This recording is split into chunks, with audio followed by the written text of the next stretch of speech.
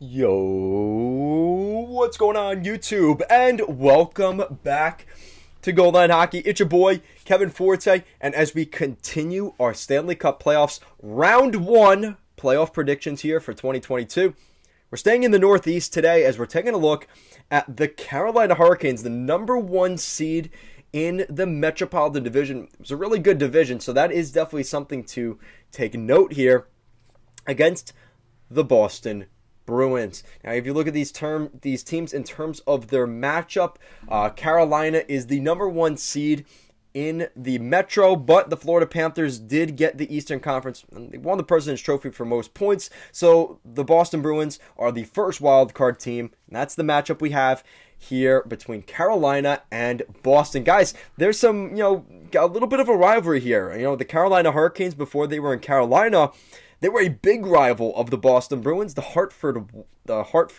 said the Hartford Wolfpack. They were the Hartford Whalers, which is not too far there from Boston. So there's definitely a rivalry built into that, and I think this is going to be a very interesting series. So this is a little bit interesting, a little intriguing to start things off. The head-to-head matchup very much in favor of the Canes. The Hurricanes won all three of their matchups against the Bees during the regular season. And they're just one of those teams that's just very difficult to play against.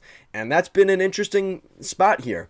So when you look at their goals for and goals against, very interesting matchup in this regard. So goals for, Carolina's 9th in the NHL, so they are top 10. Boston's 15th in the NHL, so a little bit more status quo for the Bruins.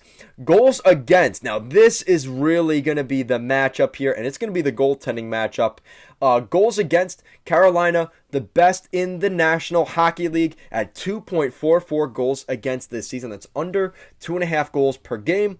For the Bruins, though, just a little bit south of that, fourth best in the National Hockey League. So a really good head-to-head between these two defenses and their goaltending. That is going to be the marquee matchup in this one. Both teams, again, power plays, they're similar, 13th and 18th in the league. But penalty kill, both are top 10. Boston 9th in the NHL. And again, Carolina first in the league at 88%. So you're looking at a really, really good matchup here. Carolina, best goals against in the league and best penalty kill. But for some reason, I look at this matchup, I look at these teams on paper, and I'm not the only one that said this, and maybe that's part of it. Carolina doesn't scare me for some reason. Now, I don't know necessarily why that is.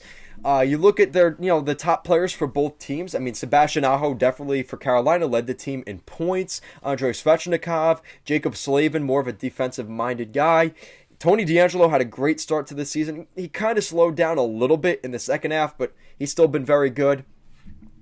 But for some reason, Carolina doesn't scare me the way Boston does. Now you look at Boston, I mean, they had 107 points. They finished fourth in the Atlantic Division, which, I mean, that is saying something considering they were behind Florida, who won the President's Trophy, Toronto, who we know they were due for a really good season, and they're usually good during the regular season, and Tampa, the third best seed in that division. They won the last two Stanley Cups. So considering where Boston's been this year, they've been very good. Definitely the leading goal scorer for Boston, Brad Marchand.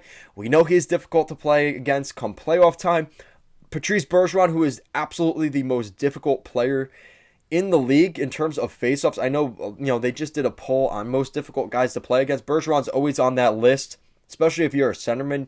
You don't want to play Bergeron in the postseason. And this Bruins team is different come playoffs. I don't know what it is, the way they've been able to beat the Leafs the last couple years. In 2019, they went to the conference final. Actually, no, they went to the Stanley Cup final, right? They played the St. Louis Blues in the Cup final in 19. And I know they like to forget about that. But this is a Bruins team that for every 5 or 6 years, they're due for a run. And like I said, this is now going to be 3 seasons since the Bruins last went to that glory run in 2019. They had a pretty good season last year. Again, only the New York Islanders of 2022 or 2021 could have beat that Bruins team. I truthfully think the Bruins could have really gone on a run last year. But the Bruins have the depth. And when you look at guys like Charlie Coyle, Eric Howla, Thomas Nosek. I think some of those depth center signings for the Bruins is really going to be the difference in this game. Not to mention, and this is maybe a little bit of a big take, but from Spit and Chicklets, they were talking about how Jake DeBrusk might be the best player in the league since the trade deadline. Maybe that's a bit of a stretch, but I would definitely say he's top 5 in the NHL. Mike Grinelli, so give credit to him there. But Jake DeBrusk, I think he's a motivated guy because he maybe doesn't want to play in Boston, right? Kind of similar to what we've seen from Tarasenko in St. Louis. In the beginning of the year, he had the mindset, listen, I don't want to be here, so I have to make myself, attractive enough where people want to acquire me. And Jake DeBrusk has taken that. I don't know what's happened since the trade deadline, but he has been just so good for the Bruins. And credit to him, Bruce Cassidy's been putting him in the lineup. He was scratched in the first half of this season. Like, he was really, really struggling. And he's kind of turned it on since that game in his hometown in Edmonton right before the trade deadline. He's been playing so well for the Bruins, and that's going to be a tough guy to play against. And not to mention, the Bruins have been very good since the trade deadline, just in general. So that is going to be an interesting matchup there. They also beat Tampa last week, so that is something to account for them. So looking at these teams individually, Carolina, dominant season series. Like I said, they were undefeated against the Bruins, won all 3 of their matchups.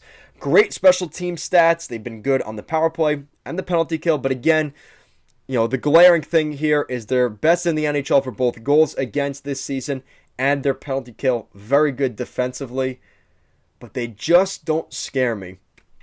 And the reason for that is, when we talk about their top players, like I talked about, Jacob Slavin, Sebastian Aho, Andrei Svechnikov, they're good hockey players. They're great hockey players. But are they able to match up one for one? Are they able to match up with guys like Marchand and Bergeron and McAvoy? That's going to be the real difference, I think. And they were able to do that during the regular season. But we know damn well the playoffs is a different beast. And even though they did well during the regular season against the Bruins, and it might have been a good matchup, I think the way the Bruins play game for game in a 7-game series potentially, I think the Bruins have the ability to grind down the Hurricanes. They have so much experience. Like I said, I mean, ever since the 2011 run, right? They went to the Stanley Cup final, won the Cup in 2011. They weren't supposed to be that good, right? They were a wild card. Actually, no, I think they were second in the division, right? Either behind Tampa or Montreal, right? Go figure. And then they go all the way to the Cup final. They were down in that, Stanley Cup final series against Vancouver. They thought they had that series. They were going to beat the Bruins, and the Bruins come all the way back and win that series, right? So the Bruins, I think they're due. I think it's been 3 years now. They've got Bergeron on the final year of his contract. He is going to be looking to get another big payday before things are all said and done. And look to put another, tip in the cap for him. Overall, this is a team that's built for the playoffs, and I've only said that twice already. I've said that about the St. Louis Blues, and I've said that about who's the other team. Of course, I already forgot who I said that about. Calgary. So I've given that only twice in the Western Conference. 2 of those 8 teams. This is the first time I'm saying that for a team in the Eastern Conference, and that's the Boston Bruins. They are a playoff-built team. So with that said, Carolina, who finished first in the Metropolitan Division, second in the Eastern Conference, top 10 in the NHL standings, they're the favorite here. A lot of people are going to pick Carolina. I really like what I've seen from them. Boston, nobody's really talking about the Bruins. Jake DeBrusk's been really good for them. But Carolina's goals against average and penalty kill, they've been so good this year. It's very hard to go against that. But you know what? I'm going with the underdog, baby. I'm going with the original 6. I'm going with the Boston Bruins taking this series in 6 games. I think this is going to be a difficult series for both sides. I think this is going to be an aggressive series. You look at both teams. You got guys like Jordan Martinook, Brendan Smith on Carolina, Brady Shea. They got some big boys in Carolina, so they can throw toe-to-toe with the Boston Bruins. But the Bruins have Brad Marchand, like I said, Howla, Nosek, Charlie Coyle. They've got some tough guys in Boston, and I think as long as their defense is deep enough And now you add Hampus Lindholm to the equation. I think that made a huge difference for them. I think this is going to be a really good matchup for them. So I have the Bruins winning this series in 6 in Boston at TD Garden. Game 6, the Boston Bruins take this first round series. I'm going with the underdog. I'm going with the upset in the first round in this Eastern Conference matchup. Guys, that is it for today's video. Let me know what you think in the comment section down below.